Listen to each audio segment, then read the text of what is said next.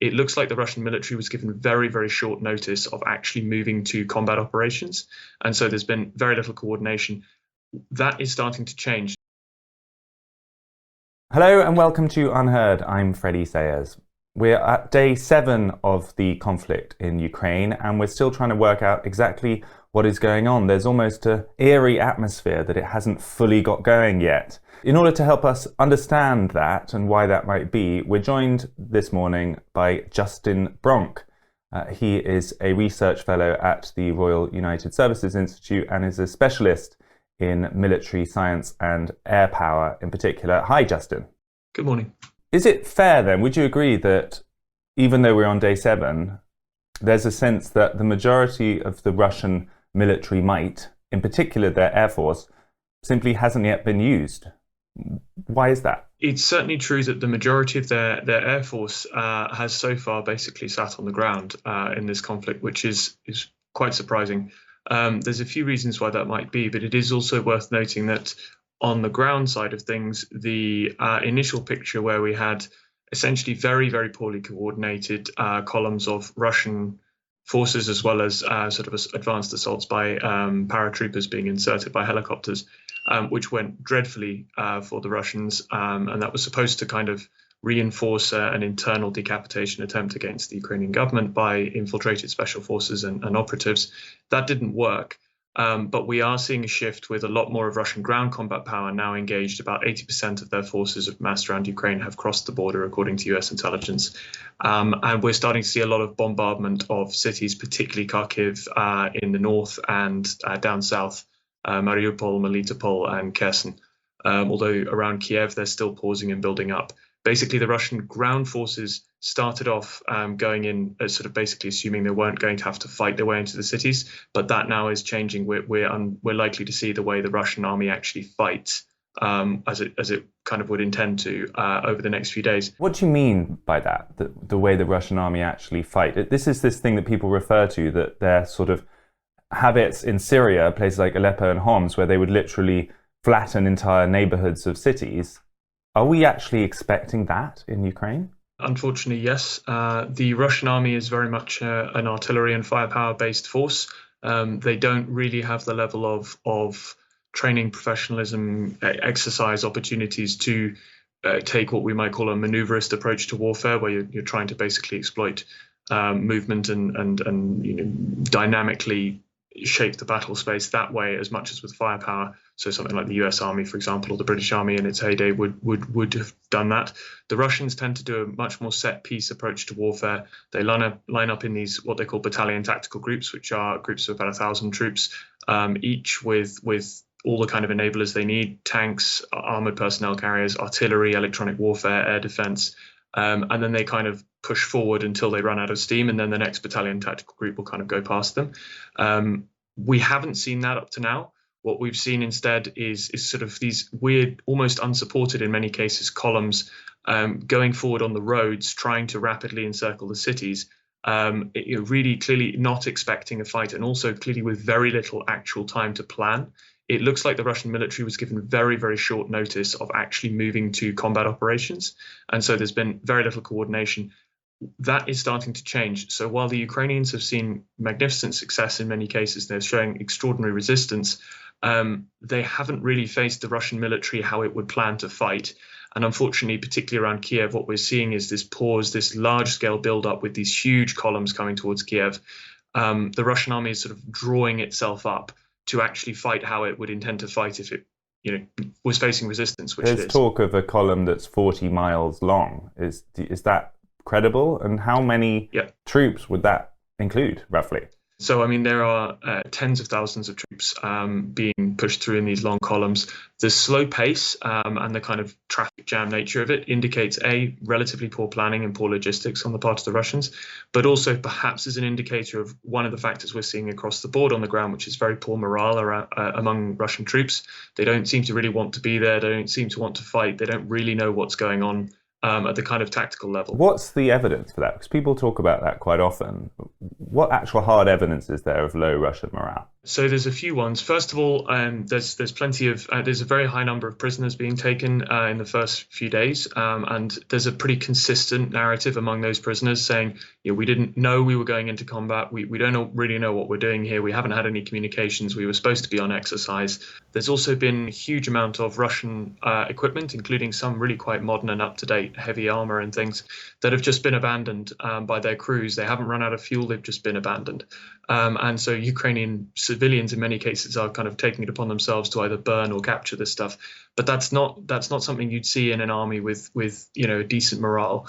And the general kind of level of aggression you'd expect to see from Russian forces based on their performance in previous conflicts isn't really there, except for a few specialist units, the paratroopers, the special forces, and the sort of Chechen units, which, for example, around Kherson yesterday seem to have made a lot of progress. But for the majority of Russian forces, not much morale. They don't seem to want to really be there. So tell us about this Air Force mystery, because they have a large Air Force, right? Give us a sense of the numbers of aircraft involved in the Russian Air Force. I mean, it's much, much bigger than the Ukrainian force, right? Yeah, so the Russian Air Force has massed around 300, slightly over, about 310 modern combat aircraft around Ukraine. A lot of those are part of the southern and western military districts, so the two military districts around that surround Ukraine anyway. So that a lot of it's the kind of standing force there, but they've also moved squadrons in from regiments in their case. And what would Ukraine have by way of comparison? So Ukraine started off with between around 30 or so MiG-29, so relatively old short-range air superiority machines, and about 20 or so Sukhoi 27s. They've probably lost about half that, both in the ground and in the air. They also had a small number of Sukhoi 25 ground attack jets, of which they've certainly lost one or two. We don't really know, at least I don't really know, what the status is on the remaining ones. So we're talking about vastly outnumbered. Yeah, very outnumbered. But Ukraine does have a reasonable number of medium and short-range mobile surface-to-air missile systems. We would say SA-11, SA-15, one or two, and SA-8. Those still seem to be active, although they're operating as a sort of pop-up threat. Their long-range surface-to-air missiles, some old S-300 batteries, seem to have been destroyed pretty early on, or at least heavily degraded by those initial Russian cruise missile strikes. So this seems to be the biggest mystery of this whole war so far. We're admittedly only a week into it. You've got a vast Russian Air Force, and then you have this relatively small Ukrainian Air Force. Why did the Russians not just assume air superiority and control the skies from day one? This is a huge mystery in the sense of not only why didn't they do it on day one, haven't they done it since then? Essentially, typically you'd expect to see in any modern war, whoever it's fought by really, you would expect to see exactly what we saw initially, which is a standoff bombardment with cruise missiles and ballistic missiles to kind of blind those early warning radars. And that means taking out the radar system in the country you're trying to invade. Yeah, so Ukraine had a number of ground-based long-range radars, so they would be kind of creating that big picture to direct the rest of the Air Force operations and the surface-to-air missiles.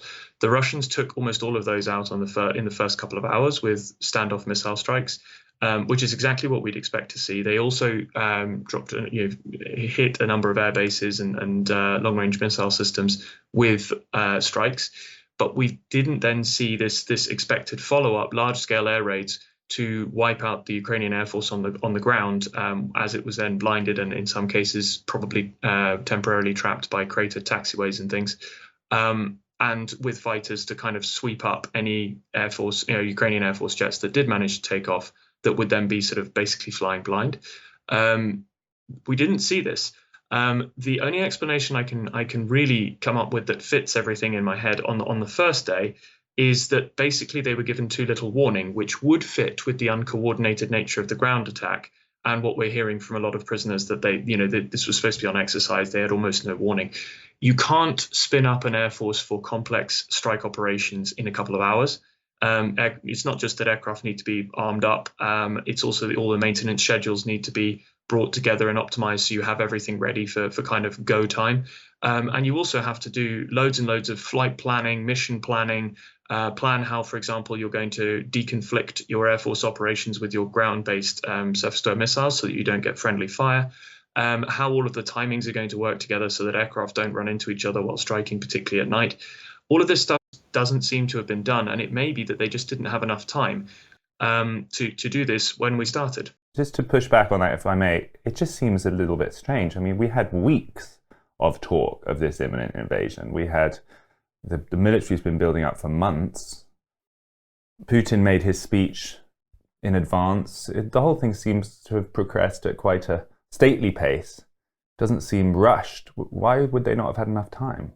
So it's likely, I think, that this is a result of the Russian kind of determination to stick with the playbook that they clearly had brought up at the strategic level, which US intelligence and, in fact, UK intelligence as well was very active in kind of basically briefing to everybody in the weeks running up to the invasion. And yet the Russians kind of seem to have stuck with it, which was, this isn't an invasion, we're not going to invade, this is Western hysteria. In the meantime, try and stir up and create these sort of fake provocations, atrocities, and all this sort of stuff in eastern Donbass, in the occupied territories, and then kind of go in as a sort of under the pretense as a peacekeeping force. This they just kind of stuck to this, and although it didn't, as you say, it didn't really fool many people certainly in the military intelligence community in the West, they seem to have, in their determination to stick to this weird series of denials right to the last minute, not briefed the real plan down to the sort of tactical unit level in their own military until very, very late. I guess because they're concerned that that would be picked up and leaked, partly perhaps because of these sort of consistent US intelligence report releases. They may have been paranoid about how penetrated their system was. And so, maybe it does appear that a lot of the Russian units really didn't get much warning at all that they were moving from these supposed exercises and training deployments to combat operations. I mean, I guess there's a political explanation, which is not your area of expertise so much, which might be an alternative, which is that they don't want to bombard heavily whole regions of cities, because the whole political imperative is that they're supposed to be our Russian brothers that we're coming to rescue. Therefore, they don't want to wipe out whole cities, and there might not be keenness within the military or within the political arms to do that. So maybe the reticence is less about competence and more about unwillingness to take that step. It's certainly the case that the Kremlin was banking on a relatively clean, relatively quick win, and they were. The plan was to use these infiltrated forces, of which they had quite a few, a couple of companies worth in Kiev, for example, and as well as throughout the country. They've had years of low-level fighting with Ukraine and plenty of time to infiltrate with their military and foreign ministry operatives and things. They were counting on being able to assassinate kind of key resistance figures, including Zelensky, and basically push up a lot of pro-Russian elements within the Ukrainian state framework that are there, and basically hope that they could create at least chaos, at best, a sort of more friendly regime in Kiev and in the regions, so that their troops could basically walk in and take over and set up a system of kind of basically repression, but fronted by Ukrainians, not Russians. Because that didn't happen, they're now faced with the issue that they have to fight their way into the cities, and they've encountered much stiffer resistance than they think. So while they certainly didn't set out with the plan to, bombard and destroy Ukrainian cities, unfortunately, particularly as we're seeing at the moment in Kharkiv, which is under very heavy bombardment and has been for a couple of days, and this is a predominantly Russian-speaking part of the country. It's one of the areas where there were counter-protests when Yanukovych fell back in 2014. They're certainly prepared, unfortunately, and I think we're going to see it more and more in the coming days to do this, to really level places, because they're all in now. They've taken these incredible amounts of economic sanctions, huge political isolation. They've burned all of their soft power influence networks. They're going to have massive economic problems over the next year or so. So for the Kremlin, there's not enough to go, oh, well, the plan didn't work, I guess we'll go back to the start lines. They need victory. So there's one more thing I'd love to get your expertise on, which is, I want to show one video of something that circulated a lot, which is this strike in the center of Kharkiv, in the main square. And this has been referred to as evidence that they are now bombarding residential areas. Any pretense that they're only making military targets is out the window, and the kind of heavy Homs or Aleppo-style bombardment has started. But from what I could see on this video, that wasn't evidence of that. Let's take a look.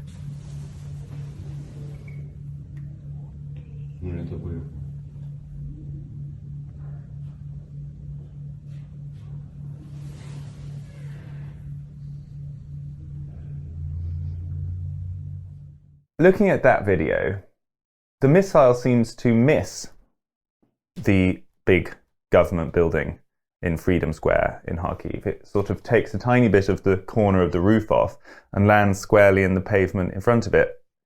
In your opinion, could that just be incompetence or a sort of missed target, or is it more likely that they meant to hit exactly that place?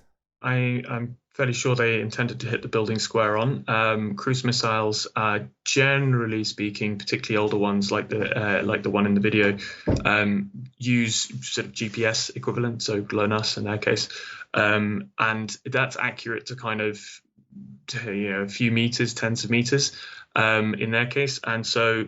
This is within rough accuracy expectations. They'll have put the coordinates in for that building, but the precise impact point, as you say, is slightly in front of it. Let's look at one other video, which is this TV tower that's been dominating the headlines this morning.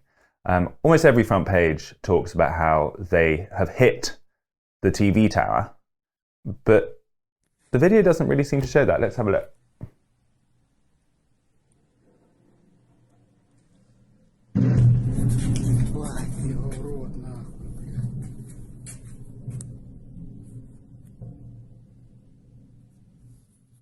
It just seems slightly odd, doesn't it, that if these are the two big, most publicized strikes on the big symbolic targets. We've got the main government regional office in Kharkiv, we've got the TV tower, the tallest structure in Kiev, and both of them are misses, or at least they don't take them down. So, either they're just not very good, or they didn't mean to hit them.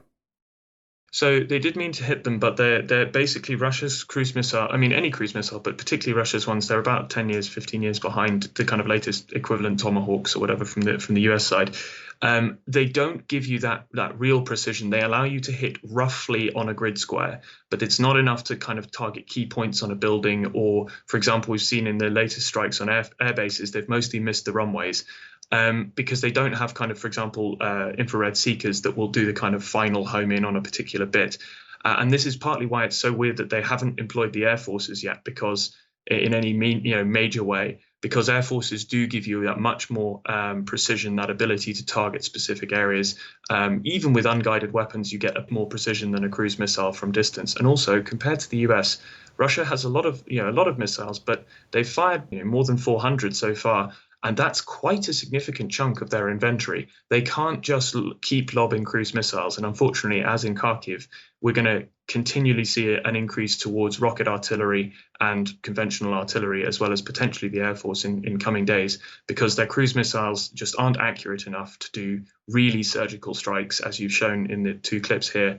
And they don't have enough of them anyway to accomplish their goals now by force. So unfortunately, we're going to see a lot more artillery coming. Justin Bronk, thank you so much. Thanks.